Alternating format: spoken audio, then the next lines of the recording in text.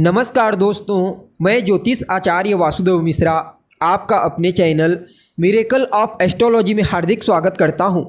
दोस्तों, आज का यह ज्योतिष का कार्यक्रम आप लोगों के लिए यानी कि तुला राशि के जातकों के लिए बेहद ही ज़्यादा खास और विशेष कार्यक्रम साबित होने वाला है। क्योंकि आज हम बात करने वाले हैं भूमिपुत्र मंगल के राशि परिवर्तन प्रभाव के बारे में। जी हाँ, सेनापति मंगल अपनी वर्तमान शत्रु राशि कुंभ राशि को छोड़कर अपने परम मित्र देवगुरु बृहस्पति की साधारण जलीय राशि मीन राशि में प्रवेश कर चुके हैं।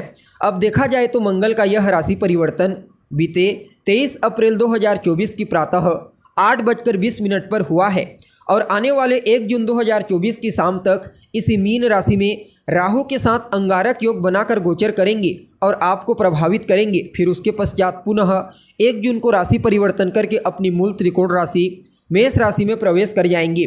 तो ऐसे में बड़े विस्तार के साथ जानने का प्रयास करेंगे, हर एक टॉपिक पर चर्चा करेंगे कि किस प्रकार से भूमिपुत्र मंगल आने वाले 1 जून तक मीन राशि में गोचर करते हुए आपको परिणाम प्रदान करेंगे। जी हाँ, सेनापति मंगल का यह राशि परिवर्तन आपके लिए कितना प्रॉफिटेबल साबित होगा, आपके जीवन काल के किन किन क्षेत्रों में इस राशि परिवर्तन का पॉजिटिव प्रभाव देखने को मिलेगा, तो वहीं कौन कौन सी सावधानी आपको बरतने की आवश्यकता है। इसके अलावा भूमिपुत्र मंगल का यह गोचर आपके स्वास्थ्य के दृष्टिकोण से कैसा रहेगा, विद्यार्थियों के लिए कैसा रहेगा, लव लाइफ के दृष्टिकोण से, वैवाहिक जीवन, पारिवारिक जीवन के दृष्टिकोण से कैसा रहेगा, भाग्य का कितना साथ मिलेगा, आपके बिजनेस, व्यापार, फाइनेंस और करियर के दृष्टिकोण से भूमिपुत्र आपको कितना लाभ प्रदान करने वाले हैं, सभी बातें आपको विस्तार पूर्वक बताएंगे। इसलिए कार्यक्रम को बिना मिस किए अंत तक देखिए। और अगर आप अपनी जन्म कुंडली पर हमसे परामर्श लेना चाहते हैं, अपनी जन्म कुंडली का विस्तार पूर्वक अध्ययन करवाना चाहते हैं, तो डिस्क्रिप्शन बॉक्स और वीडियो के अंदर आपको हमारा कॉन्टैक्ट नंबर मिल जाएगा, जहां से आप या तो डायरेक्ट फ़ोन कॉल के थ्रू या फिर व्हाट्सएप के माध्यम से अपॉइंटमेंट लेकर अपनी जन्म कुंडली का विस्तार पूर्वक अध्ययन करवा सकते हैं। जी हाँ, वैसे देखा जाए तो भूमिपुत्र मंगल का जो गोचर होता है ना दोस्तों, वह लगभग 45 दिनों तक का होता है अप्रॉक्सीमेटली। लेकिन जब भी बात आती है मंगल के गोचर की, तो सदैव मैं इनकी चर्चा बृहद रूप से करता हूँ। ऐसा क्यों? क्योंकि कर्म प्रधान विश्व रचि राखा। जो लोग पुरुषार्थ में विश्वास करते हैं, मेहनत में, पराक्रम में विश्वास करते हैं, उनके लिए मंगल के गोचर को समझना बेहद आवश्यक हो जाता है। ऐसा क्यों? क्योंकि कौन है मंगल? हिम्मत, शक्ति, पराक्रम, उत्साह, हथियार, वाद विवाद, क्रोध, अहंकार है मंगल। अपने इन्हीं कारकत्वों के चलते हमारे जीवन के विभिन्न पहलुओं को प्रभावित करते हैं। कुंडली में मंगल जब बलवान हो तो जातक बेहद ही ज़्यादा साहसी, पराक्रमी प्रवृत्ति का होता है, पुरुषार्थी होता है, सदैव मेहनत में विश्वास रखता है, मुश्किल परिस्थिति से नहीं घबराता, हर मुश्किल परिस्थिति में लोहा लेने के लिए तैयार होता है। जबकि कुंडली में मंगल कमज़ोर हो तो फिर ऐसा जातक पहले तो आत्मविश्वास, पराक्रम से कमज़ोर होता है, जिसके चलते दब्बू प्रवृत्ति का हो जाता है, यानी कि जोखिम भरे कार्यों को करने से घबराता है, छोटी छोटी मुसीबत से शीघ्र घबरा जाता है। इसलिए भूमिपुत्र मंगल का बलवान होना बेहद आवश्यक होता है, चाहे फिर जन्म कुंडली में हो या फिर गोचर कुंडली में। अब देखिए, यहाँ पर मीन राशि में पहले से राहु गोचर कर रहे थे, तो अब राहु के साथ अंगारक योग का निर्माण किए हुए हैं। और यह बात तो आपको भली भांति मालूम है कि मंगल जब अपने शत्रु की राशि में या फिर शत्रु के साथ होते हैं तो मंगल के बल में विशेष रूप से वृद्धि हो जाती है। और यहाँ पर देवगुरु बृहस्पति भी वृषभ राशि से गोचर कर रहे हैं। अतः भूमिपुत्र मंगल का यह जो राशि परिवर्तन है आपके लिए कुछ मामलों में बड़ा ही अद्भुत और श्रेष्ठ साबित होगा। यूँ समझ लीजिए, यह गोचर आपके लिए किसी वरदान से कम साबित नहीं होगा। जी हाँ, अब देखा जाए तो आप सभी तुला राशि वालों के लिए भूमिपुत्र मंगल का यह राशि परिवर्तन गोचर कुंडली में आपकी राशि से 6ठे भाव में हुआ है। यहाँ पर मंगल आपके लिए आपके सप्तम भाव और आपके द्वितीय भाव के स्वामी बनकर 6ठ भाव से गोचर करेंगे, राहु के साथ अंगारक योग का निर्माण करके।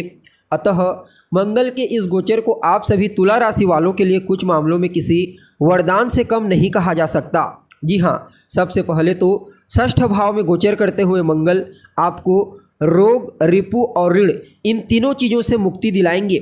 यानी कि अगर आपको स्वास्थ्य से संबंधित कोई समस्या है, कोई रोग है, तो समझ लीजिए उससे आपको छुटकारा मिलेगा।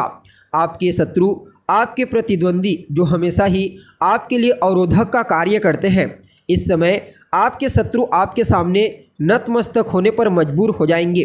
अगर आपके ऊपर कोई कर्जा है, कोई ऋण जिसके चलते आप परेशान हैं, तो समझ लीजिए भूमिपुत्र मंगल आपके जीवन में ऋण की स्थिति से भी आपको मुक्ति दिलाने का कार्य करेंगे, क्योंकि यहाँ पर षष्ठ भाव में मंगल और राहु दोनों के दोनों कारक हो जाते हैं। हालांकि इस गोचर काल के दरमियान आपको किसी दूसरे व्यक्ति को पैसा उधार नहीं देना है। भले ही आप और ऋण ले सकते हैं, वह आपके लिए बढ़िया है, लेकिन अगर किसी दूसरे को आप पैसा देते हैं तो वह पैसा फिर आपको वापस मिलना थोड़ा मुश्किल हो जाएगा।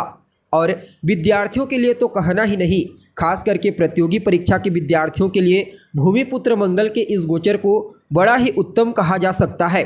अब देखिए, जहाँ पर मंगल होते हैं वहाँ से चतुर्थ स्थान को, सप्तम स्थान को और अष्टम स्थान को दृष्टिगोचर करते हैं।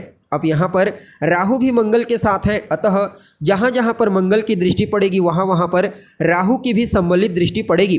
अतः आपके भाग्य को मजबूती प्रदान करेंगे। भाग्य के सहारे कई प्रकार के पेंडिंग पड़े हुए कार्य आपके पूरे होने वाले हैं। अगर आप कोई लंबी दूरी की यात्रा करना चाहते हैं तो कर सकते हैं। धार्मिक क्रियाकलाप, पूजा पाठ, यज्ञ, धर्म, अनुष्ठान इत्यादि के क्षेत्र में आपकी रुचि बढ़ने वाली है। पिता को भी उनके कार्य क्षेत्र में काफ़ी हद तक लाभ की प्राप्ति होगी और 12वें स्थान पर दृष्टि डालेंगे, अतः कोर्ट कचहरी के चक्करों से आपको बाहर निकालेंगे। अस्पताल के चक्कर से बाहर निकालने का कार्य करेंगे।